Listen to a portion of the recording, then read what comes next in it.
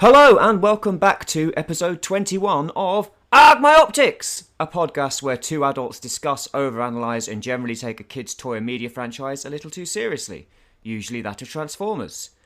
I am your police motorcycle with integrated throwing stars and a weird traffic light weapon co-host, Orion Ghia, and with me is my automorphing six-wheeler military truck co-host, Virtual Dave. Welcome back, Virtual Dave. Hello. If you've listened to the previous half of this episode, you'll know that we're talking about Transformers Animated. And if you didn't, why the hell not? Go back and listen to it now. We decided to chop this one into two parts because we wanged on so long about Animated for almost 3 hours. We might as well just split it in two, make it easier on your ears. Were we right to do so? Let us know. So, let's get back into it, shall we? Here's our lowdown on Transformers Animated Part 2. My optics! So, as we both know, there was supposed to be a fourth season. What do you know about the fourth season? Well, I think the fourth season was really meant to cement the whole Prime becoming leader and Megatron escaping in some shape or form and becoming, I'll get my revenge Prime type of thing. But it was a shift more on Cybertron season 4. Like it was all of that stuff about organics and robots getting along and how Sentinel Prime's fear-mongering had affected Cybertronians and like all sorts of things was going to be pushed on. More the politics in season 4, I think, was going to be the... Yeah. I mean, there's two versions of season 4. There was the original version, and then there was the Hasbro sticking their oar in version, which is what we would have got if it had come out. Because originally season 4 was going to be more Beast Wars inspired and have Black Arachnia as the main villain. All right. And she was going to be continuing her techno-organic experiments. So we'd actually see more of her storyline brought through and into it, and in a way tie that up. Because like I mentioned earlier, it felt like she wasn't fleshed out enough. So that would have been cool. But however, Hasbro, because of the success of the movies, Christ knows why they were successful, but they were. Hasbro insisted on bringing it more in line with the live-action movie. So that meant that Megatron had to come back as the main villain, and it had to be set on Earth as well as Cybertron. All right, okay. So, I mean, are you aware of the fact that they were going to phase out Bulkhead? No. For who? Jazz and Ironhide. Oh. Because I would have liked to see more of Ironhide and his Colossus powers. Because they're the main cast in the movie. Oh right, cool. Because they did write the first. Well, they wrote quite a few episodes for season 4, and the opening one was called Trial of Megatron, I think. Yeah, Trial of Megatron. And it was a 3-parter, and there was a script. There was a TF Nation where they did a read through of the script, and in that 3-parter, Bulkhead ends up stranded on Cybertron, and everyone else is on Earth. Right. And so's Ironhide, and so's Jazz. So the new team on Earth is very much the same team that you see in the first Transformers movie. Well, that's what I said at the beginning. That was my confusion when I first saw the roster of it not aligning with the movie. Yeah. Whereas now, with the... Well, no, not I was going to say with the exception of Prowl, but Prowl's dead. So no, it is. It is just that, isn't it? It's Bumblebee, Optimus Prime, Jazz, Ironhide. That's it, I think. Yeah. Oh, and Ratchet, obviously. And they also were going to end up repainted to look more like the movie versions. Oh, okay. Like, Ratchet was going to turn green, and so on. So, there you go. And Optimus Prime would get some Power Master armor, which is kind of a souped-up version of the wing thing that he got in Season 3, really. Yeah, I saw some designs of that, yeah. Yeah. But yeah, there were quite a few episodes plotted, including that one that is at TF Nation 2019. But Megatron basically uses like a loophole in Cybertronian law that means he gets out of being tried for his crimes on Earth because they happened outside of Cybertronian jurisdiction.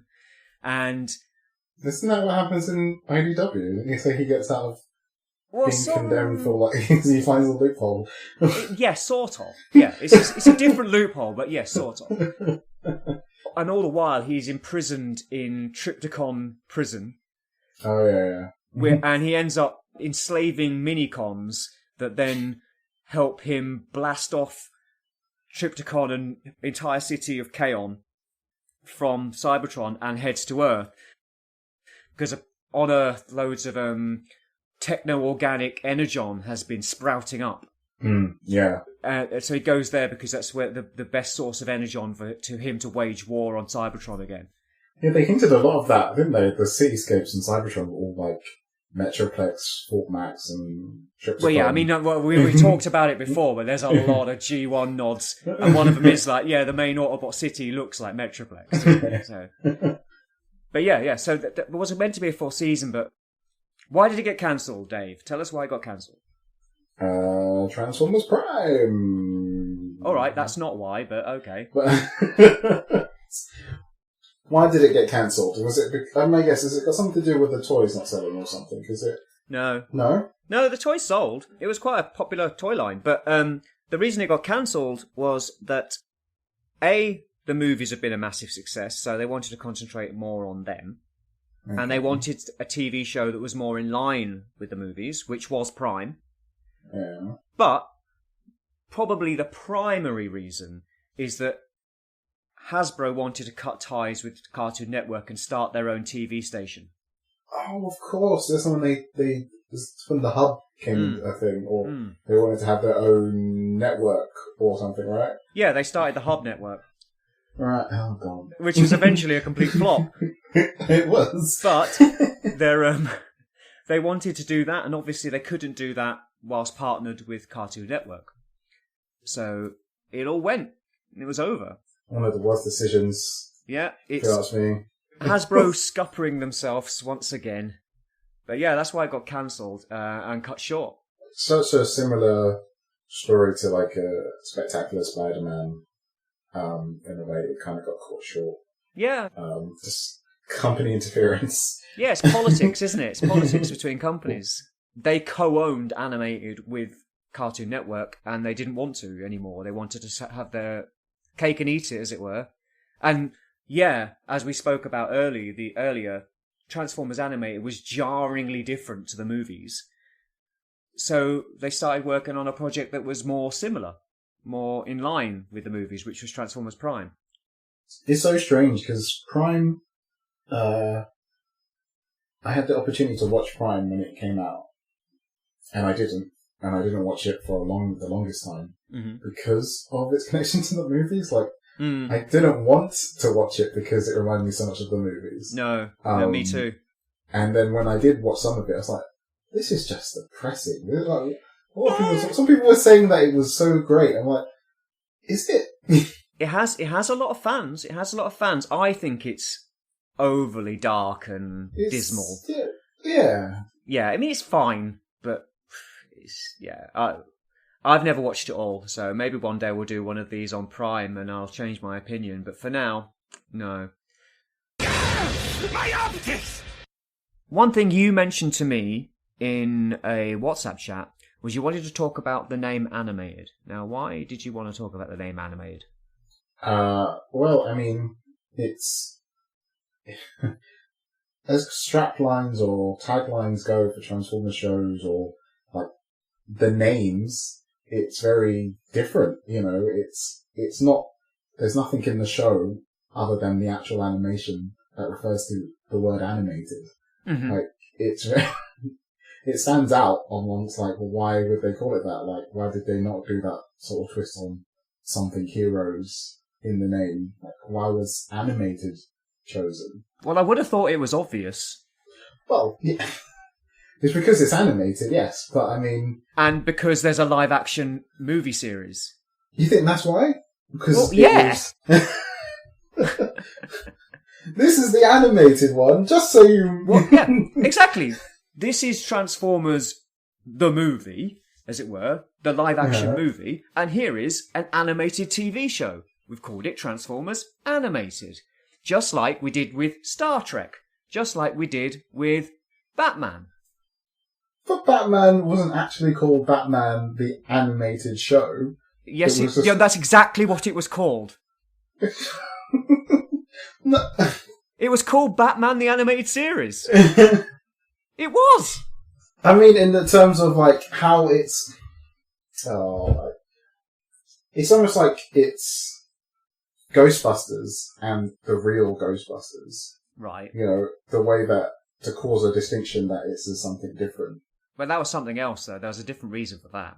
Yeah. But I'm just saying, of all names, it stands out for that. Like, it's different.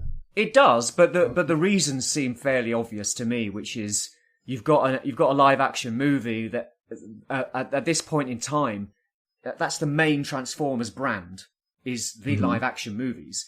So if you're going to make a TV series, an animated TV series, calling it Transformers Animated is a tried and tested format. They, like I said, they did it with Star Trek, they did it with Batman. I mean, okay. They said Transformers the Animated Series. It's just called Transformers Animated. Like, I found. So what? Because they didn't say series.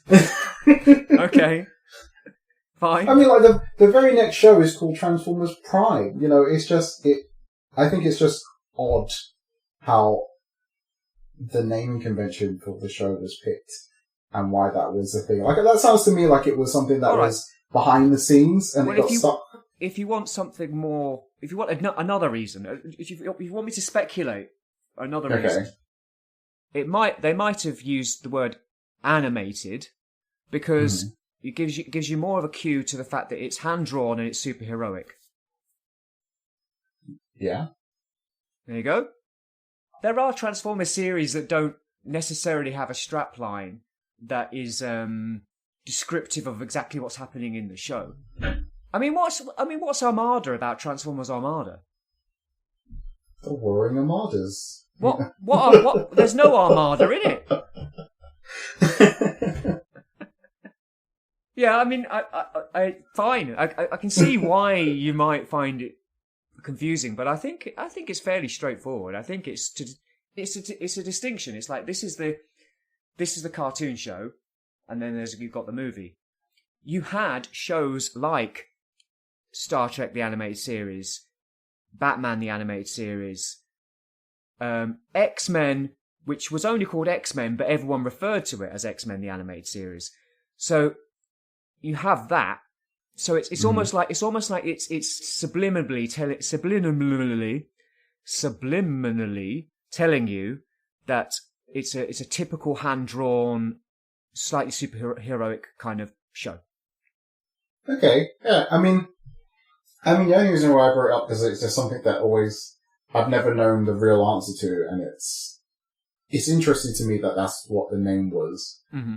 I guess when you put it that way, it makes more sense. Yeah. But it's not something that I would ever, all of the shows have been animated, but none of them, except this one, has been given such a name, so it's just... Well, yeah, but I mean, obviously you weren't going to call Generation 1 animated, you're just going to call it Transformers, weren't you? And then after that point, yeah, I mean, I do get what you mean. I do get what you mean, but I think there are some... I think I've given you some fairly compelling answers. No, I think you have. I mean, I just wanted to pick your brain on it. Whilst editing this podcast, Orion has stumbled across something that gives credence to his theory.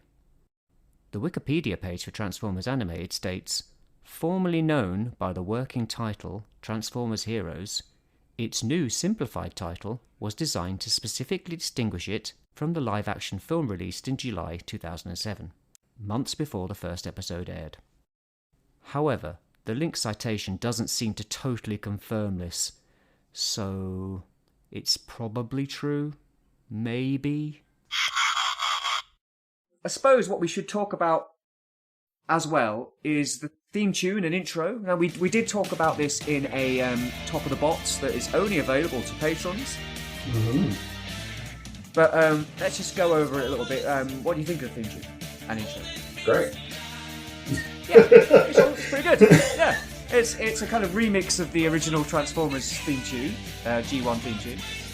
I think the intro was probably, I'm sure I said it in that episode we did, but it's one of the first introductions of the show. I have watching videos of it in bits and drips and drabs as the intro, because there was some sort of reveal for it, and you hear David Kay saying, "Autobots transform and roll out," and then the intro plays, and that there's a slightly longer version of it or something, but I think it's good. I think it's a good theme song, music. In fact, even the music in the show, I think, is pretty good. Yeah, it is pretty good. I mean, it's one of the better theme tunes where they take the original Generation 1 theme tune and try and give it a new flavour. Because it does have a kind of superheroic kind of flavour. Yeah. It's a little bit overwrought in places, but it's good. You know? Robots in disguise! It's like a bit much. It's great. But overall, fine.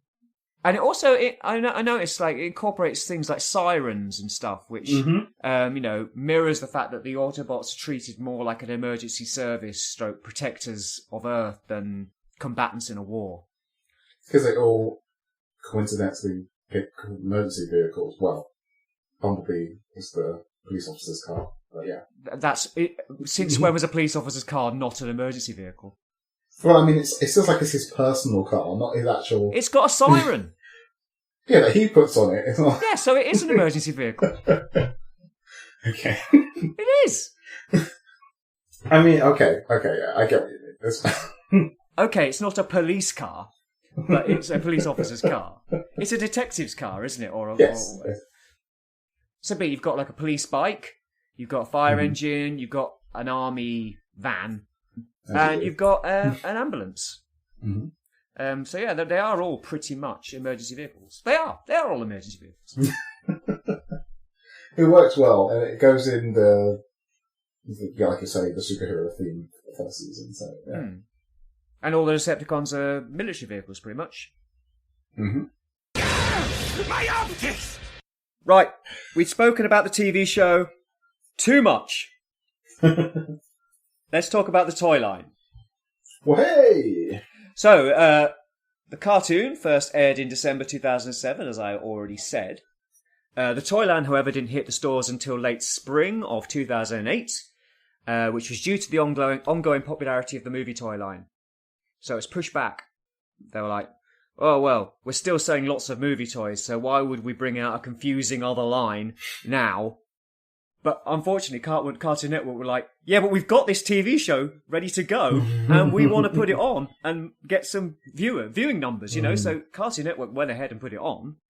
I imagine it was in the agreement, in the contract. It's like, it's going to air at the end of 2007, whether you like it or not. But they pushed back the toy line a little bit. Which, I mean, it's not necessarily a bad idea, because it gave people time to get used to the show. Yeah, and to, like, you know, the fans to warm up to it and... And also, as we discussed, they didn't just keep dropping new characters, so by the time the toy line came out, there was enough characters in the show to have a line, in a way, you know? So, it wasn't the worst decision, but it was a little bit jarring in a way. But, I mean, it's fine. So yeah, the toys. This was the first toy line. I mean, this is the most interesting thing for me about the toy line. I mean, for a start, it's much like the show. It's stylistically very different to anything that's come before. And it was the first toy line where the toy designers and the show animators worked in concert to come up with the designs. Usually, the toys come first, and then the animators figure out a way of animating them. Usually. Sometimes it's the other way around, but mostly it's that way. But in this case, they worked together and went back and forward, kind of going, well, we need them to work as toys, but we also need them to look good on screen. So how are we going to get that to work? And for that reason, it's probably one of the most show-accurate toy lines there's ever been. Yeah. The style really comes through in the characters. I mean, when you start putting them all together, it becomes really apparent that the synergy that must have been going on, because anyone who's handled Transformers toys over the years, you know that the transformations you might see on screen, maybe like some cheating might be going on. Yeah. Some sort of, that transformation sequence looked different than the episode before type of thing.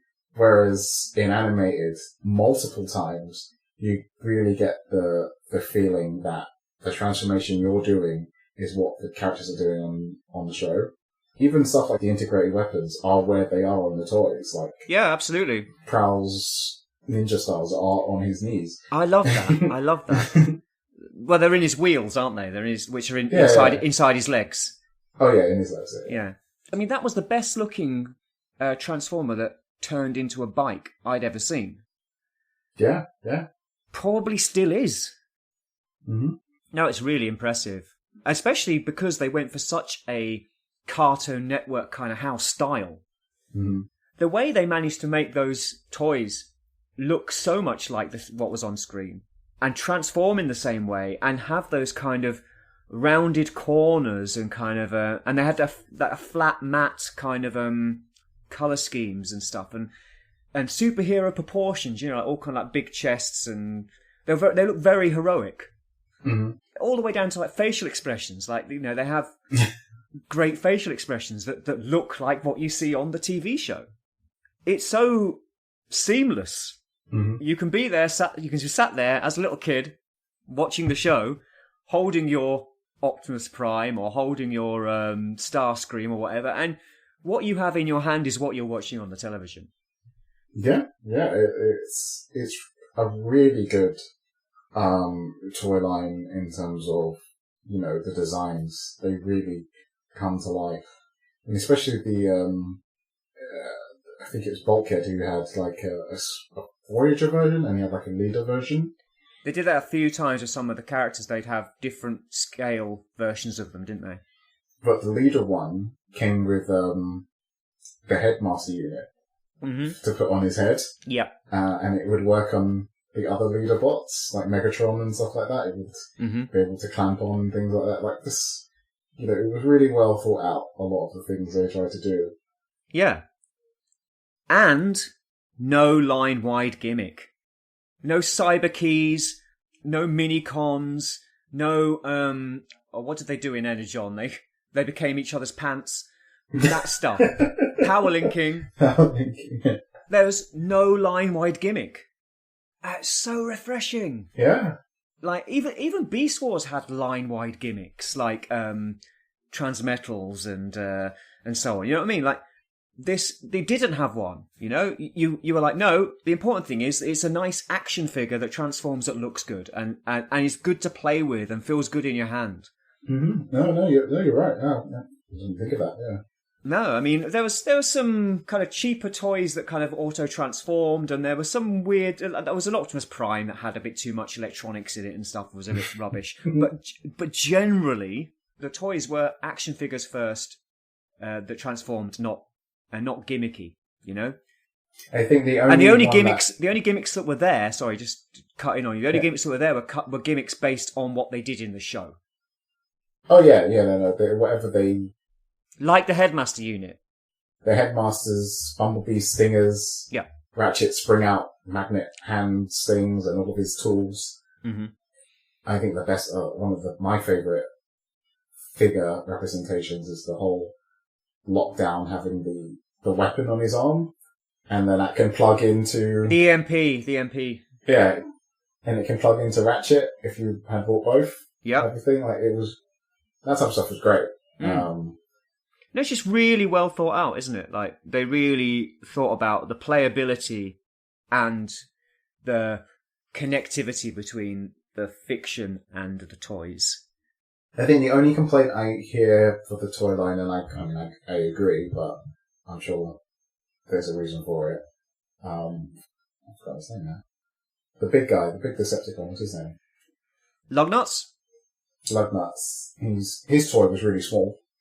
He was undersized. Like, I think he should have got one of those bigger Leader toys like Bulkhead did as well. Yeah, maybe. Maybe. But apart from that, most of the things I've and looking up and finding out about this, a lot of people really love the toys. It was quite held in quite high regard. They're quite sought after now on the aftermarket. Like, they are popular. They are indeed. Yeah, okay, maybe some scale issues, but there's always scale issues with Transformers toy lines. I mean, it comes with the territory, doesn't it? Let's face it. Everything's not going to scale perfectly. And was there a real Omega Supreme, or was that just like a fan thing? I did see pictures of a animated Supreme. No, I think that was a custom. I think someone built that. No, though, I don't think there was. I remember them being on the shelves in toy stores, like Toys R Us, but it was telling that they weren't really being treated like a main line. They were being treated like a sub-line. Like, most of the space was taken up by movie.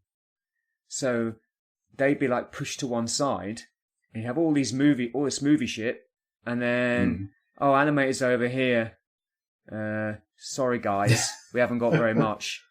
Not like when the Unicorn trilogy was out, and it was just all bloody Armada and Energon and Cybertron all over the place. It felt like it wasn't being given the same push, at least not in this country. Maybe it was in the US, but here in the UK, it didn't feel to me like it was a big deal, if you know what I mean.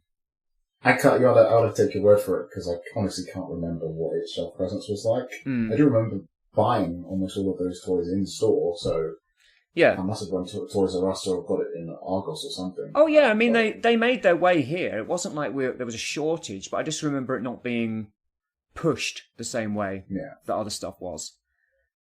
So yeah, the line unfortunately got cancelled at the same time. There were toys that didn't make it to market in the end as well. There was a lot of Japanese toys that we didn't get, or... Well, no, in Japan they put out some toys that didn't come out in the US. Yeah, like some exclusives. Like, isn't that Blackout figure an exclusive one? Yeah. Well, the thing is, like, they'd already got quite far into the development of characters for the 4th season when it got cancelled. But Japan didn't even put animated on till 2010. Okay. And that's when they released the toy line. Oh. So they already had all that stuff. So there were some that got cancelled that never ever got made. But there were some ones that were cancelled in the US that did appear in the Japanese line, including Blackout, as you mentioned just now, Wingblade Optimus Prime, which is the one with the jetpack, as it were, and a weird underwater Bumblebee. Okay. He had like a little submarine that he got inside. Oh yeah, I think I've seen that. Yeah. But there were a bunch of other things that never made it, like during season 4, Megatron was going to get reformatted into a triple changer, termed Marauder Megatron, and he looked a little bit more like the movie Megatron, but he turned into like a kind of Cybertronic kind of tank kind of thing, and a Cybertronic kind of spaceship, I think. That got as far as a prototype, but never got released. Okay. Yeah. And the other thing the Japanese toy line did was they gave them all metallic paint jobs, or gave a lot of them metallic paint jobs. Didn't they have a lot of translucent ones as well? Oh, maybe. I don't know. Well, I mean, I say a lot. I think there's like a Rodimus one and a Prime one. Yeah, you're right. There is one or two. Yeah, and yeah, Rodimus did just make it out in the US line and the Japanese line. The Japanese Rodimus was more metallic, and I think I think you're right. I think there was a transparent one as well. But that's something Takara do a lot of transparent versions of things. Oh, I love it. It's great. It's something they do, isn't it? Did you have any particular favourite toys at the time, or even now? I think probably Prime, but not the Voyager. Mm-hmm. The deluxe one that had like some really show accurate acts. Oh yeah. I think it was for like the 2-pack. Mm-hmm. I think it's called Battle Begins with him and Megatron. It comes with the DVD. Yeah. I think I really love that 2-pack, and I think probably Blur or Jazz. I like Jazz's Ultimate, and I loved how they figured out Blur's legs to make that work with his wheels and things. Like, I never had the toy, so I couldn't really say. But yeah, it did look cool. Yeah. Didn't they reformat that into Cheetor? Yes, it is, yeah. Which works really well because it looks a little bit like Cheetor would have looked in Transtech. I think, isn't it like a BotCon recolouring or something? Isn't it some sort of con exclusive? Yeah, it was an exclusive or something, yeah. But yeah, it does have that kind of that look that you saw in those Draxel Jump concept sketches, which I quite liked. So yeah, it's a good looking toy, but I never had it, so I couldn't possibly say it was my favourite, but it's definitely a good one. Lockdown's another really good one. The way they make him turn into such a tall robot from a small muscle car. Mm-hmm. I think a lot of the deluxes were really good, and the Voyagers were a bit here and there, but they had a good range of really cool deluxes that you could just pick up. Yeah. Well, thinking back to the toys that I had, the ones that were, I think that my favourites, the ones I had were, I loved Prowl. I thought Prowl was brilliant. Really clever toy design. It's show accurate to a T, and really quite posable as well. And I like the fact that another thing I liked about the whole toy line in general was that not everybody just had fists with peg holes in. Mm-hmm. Like, some of them had hands, like he had hands. Oh, yeah. Right? As rather than, you hadn't got fists, you got hands that were like open. Yeah, you're right. A lot of them had either articulated hands, like mittens type of things, or they had fixed open hands. They don't all have fists or 5mm port peg. Exactly. Yeah. So yeah, he's great. The helicopter Megatron was really cool. Mm-hmm. Really cool toy. Had electronics that didn't get in the way. Mm-hmm. The way the cannon kind of connects underneath it. It was just a really cool looking toy in both modes. And the other one is Ultra Magnus. That was fantastic. Yeah, I never had Ultra Magnus. Yeah. Oh, it's brilliant. Really, really like. Again, it's show accurate and really chunky, big toy to play with. Not oversized, not ridiculously big, but a really nice chunky thing that worked really well in both modes and looked good in both modes. Yeah. Grimlock, also, I had Grimlock. I liked him too. He had some issues with his arms, weren't particularly posable, but he was pretty cool. Black Arachnia was really good. Black Arachnia story, which then became the Legends one. Yes, I never had the animated one, but I had the I gave it to you, didn't I? The one that was remolded to look more like Beast Wars Black Arachnia. Yeah, it's quite a good toy. It's a little bit floppy, but it's quite a good toy. I liked it. In terms of like fembots, very rare to have one that looked like the character without a whole bunch of car on the back or something. Seems to always be the case, but I guess with the Black Arachnia's design, it worked really well to get that in figure form. Yeah. No, it looked good. I liked the one I had. Did you have any Holy Grails? Like, was there any you really wanted to get, or you never got a chance to get? Well, no, because I did really want to get, and did get, Rodimus. Oh, right. He's a good toy too. But yeah, no, because this was a period where I was coming out of buying Transformers, so like I just basically got together a nice selection of figures that were my little animated display, and I was quite happy with that. So I think I had Prowl, Megatron, the helicopter one. I did have the other one for a while, but I think I sold it. And Cybertron version, Optimus Prime. I really liked that figure. It was quite cool. And Ultra Magnus. I've already said Grimlock. And I was quite happy with that. I certainly wasn't getting a Bumblebee. It was a great toy line. It's a shame that the whole thing got cut short, really, isn't it? I mean, even the those little toys you mentioned, the small activator ones, are really cool. And then you have like even smaller like Legend class one. I think you could buy them separately, or they came in multi packs. So they were really good. They were like really show accurate for how small they were.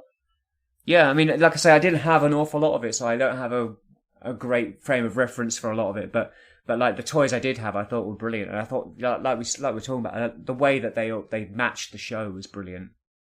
It's one up on what Beast Wars did in a way. That kind of that collaborative process that the toy designers and the animators went through produced a really amazing, really individual toy line that I don't think has been matched since, in a way. That's just so clever that they did that, and I don't know why they don't do it more. No, I agree. It's recent toy lines. I mean, War for Cybertron. I think it has its good points in certain characters, but the hindrance in some figures and what you see on screen and stuff. It would be nice if they collabed a bit more. Well, maybe. I mean, I don't know much about Cyberverse or that's the second version of RID. I don't know much about those. Maybe they did that a bit. I don't know. Those are shows that have definitely completely passed me by. And maybe they're doing. I don't know what they're doing with Earthspark. Maybe they are. I don't know. Oh yeah, that reminds me. I was meant to ask you this before. I think season 1, Grimlock, when the Dinobots become sentient, he has the phrase where he says, "Car robots bad, Dinobots good." Is that any callback to actually car robots and them having a jab? Probably. Yeah. Wouldn't be surprised. Slightly other light-hearted animated show. I mean, yeah. I'm willing to say yeah. I don't know, but it sounds like it to me. My optics!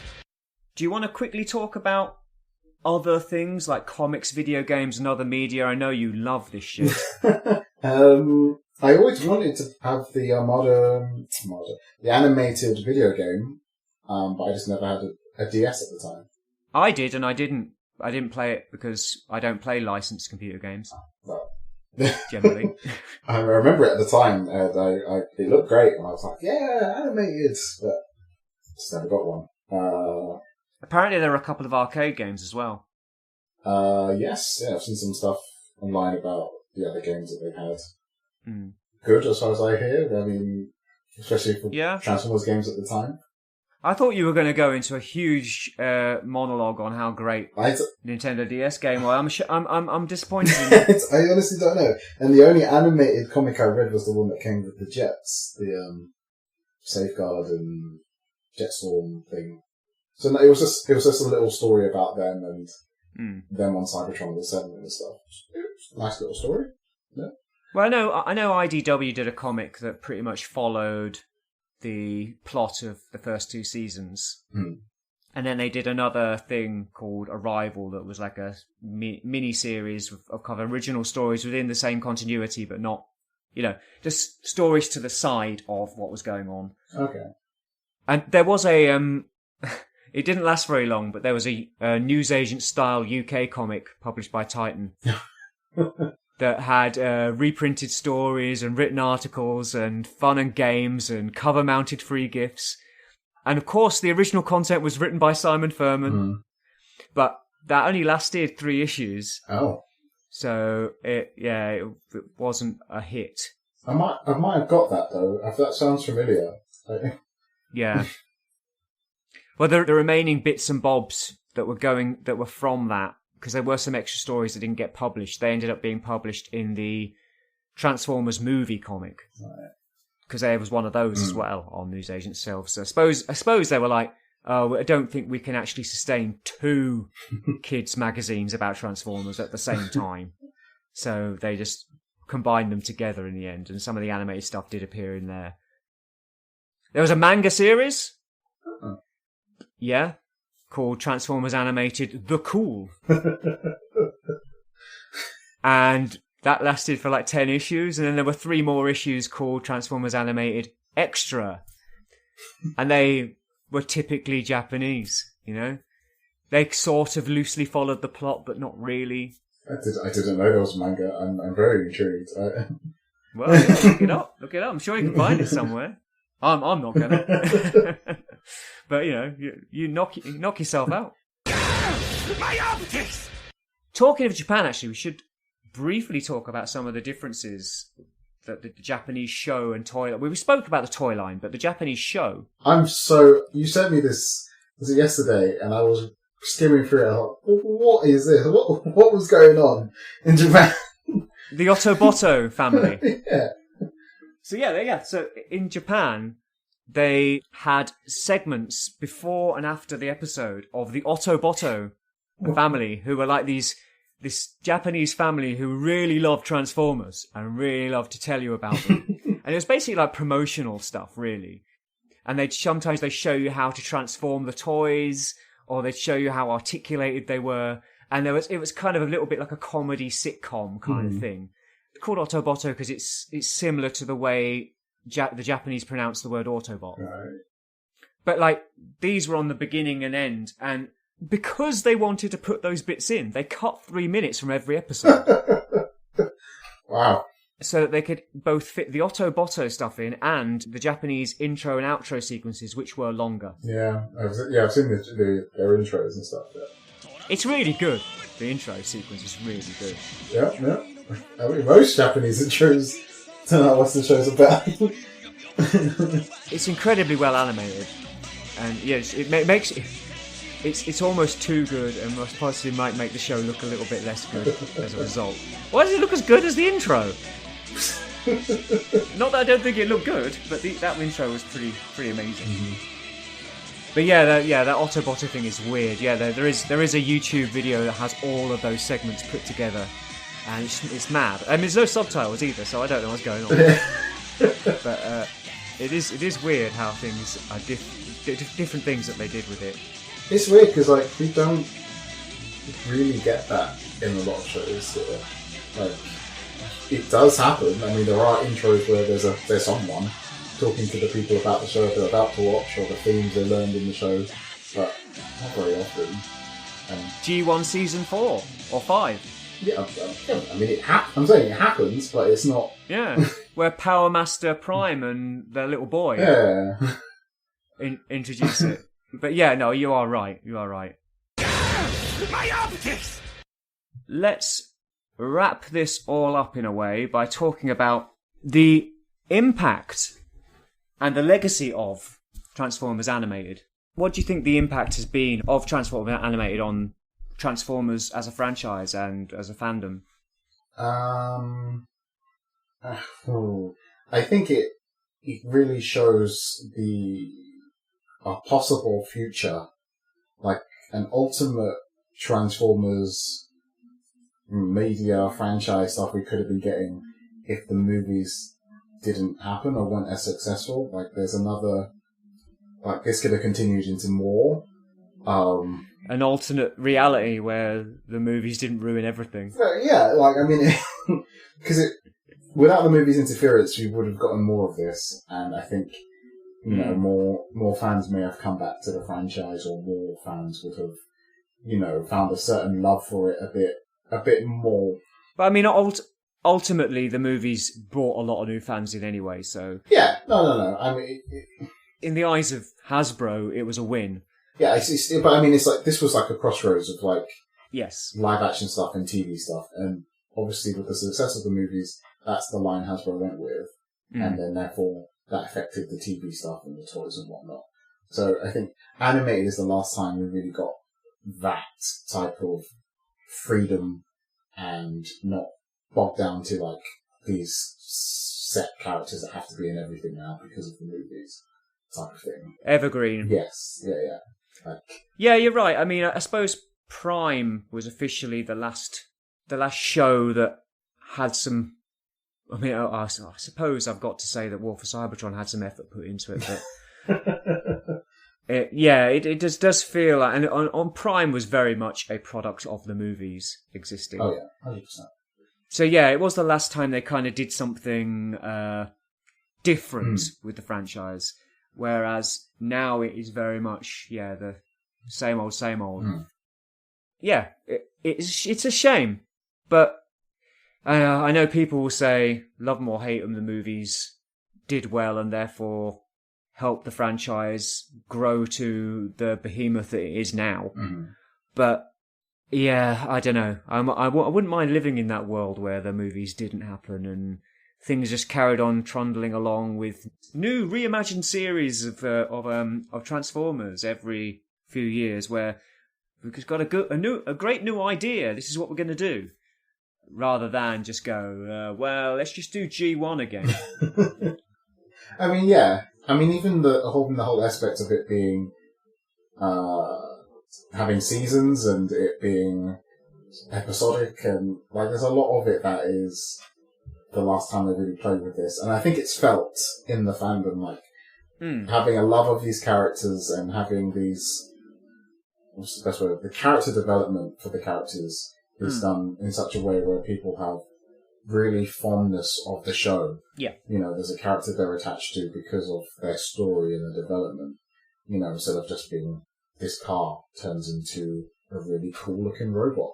There's a lot of strong feeling about it within the fandom, like you said, about talking to people in TFN and so on. Like, it is quite highly thought of, and a lot of people would love to see either a return to animated, in like seeing new animated toys, or for me, it's not so much that I want to see more animated. I just want to see more risks taken, like they took with animated, the same way that they did with Beast Wars, like that kind of like, let's just do something different. But yeah, I mean, it's. I think because it was so starkly different, people find and good. People have this kind of love for it, you know. It could have been starkly different and rubbish, but it wasn't. But let's talk about some of the legacy then of animated. There are some things that were created in animated that have kind of lived on, like the character of Lockdown. He ended up being the main baddie in an awful movie, and he was also in Cyberverse and IDW. Oh, was he? Okay. Yeah. Bulkhead. He continued into Transformers Prime and other iterations, and we've recently had a sort of version of him in Legacy. Is that meant to be the Prime one, or what is it? What is it even? I think it's meant to be the Prime one, but yeah. And we spoke about it before, Ratchet's characterization. Old Grumpy Grump. That's been covered through into Prime and IDW and so on. And one other thing about Bulkhead is that it created a new archetype, didn't it? Of like big lumbering green guy. Yeah. I know in the second RID 2.0, as it were, there was Grimlock, who was a big lumbering green guy. Yeah. And I don't know who this is, but I looked it up. Apparently there's a character in Rescue Bots called Boulder who's similar. Oh, yeah. Yeah. The Magnus Hammer is a thing now. And I think they've used the term Elite Guard here and there and so on. So there are things that have come through. But as to whether we'll see any more animated, either within the toy line or within the fiction or anything, I do not know. I mean, they kind of hinted that it's possible. Not that it's going to happen, but they could do it. Oh, yeah, didn't they? There was an interview, wasn't there, where people mentioned it, didn't they? And they said that they... I mean, it's one of those interviews where they talk to a toy designer or something, and the toy designer just talks from the point of view of, I'd love to do that. But, like, no one says, we're going to. It's just kind of like, yeah, we definitely want to do that, but we'll have to wait until we're told we're allowed to. I mean, in the sense that he was like, the rumours about they're not allowed to do any animated characters, or they don't. There's some sort of confusion with the network owning it more than they do. It's like, no, we own it, we can do it whenever we want, but yeah.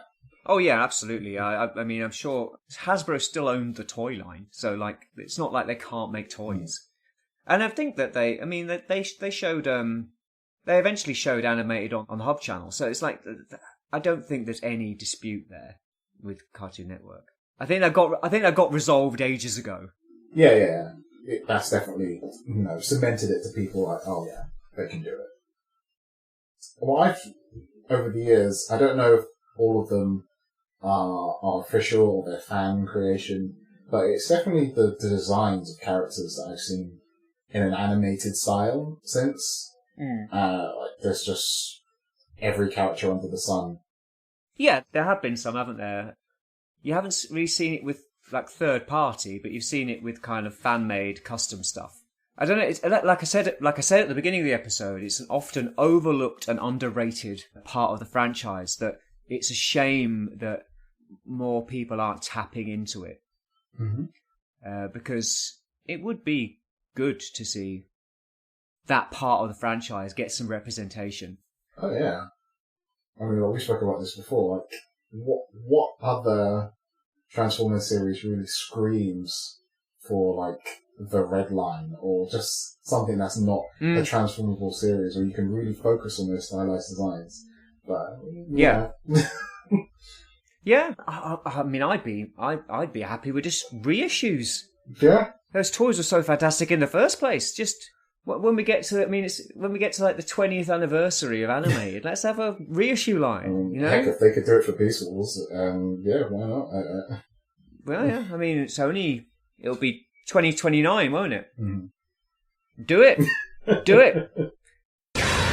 My optics! Well, there you go. That's the my optics lowdown on Transformers Animated. What did you think? What did you like? What did we miss? I know something we did miss. We didn't talk about the shorts, but don't care. So what are your feelings on the subject? We need to know now.